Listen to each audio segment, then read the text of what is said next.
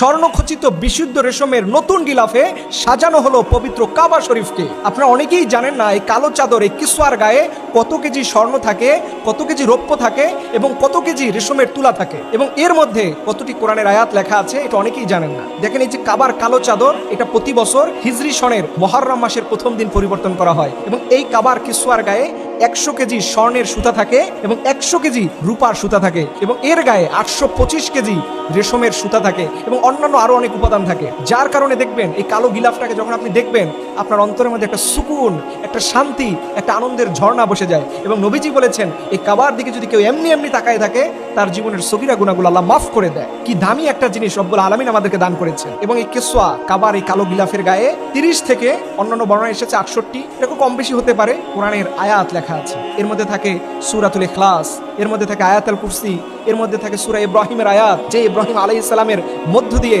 এই কাবাঘর প্রতিষ্ঠা হয়েছে। এইভাবে করে অনেকগুলো দিক নির্দেশনামূলক আয়াত থাকে। কিন্তু সবচেয়ে আনন্দের সংবাদ কি জানেন?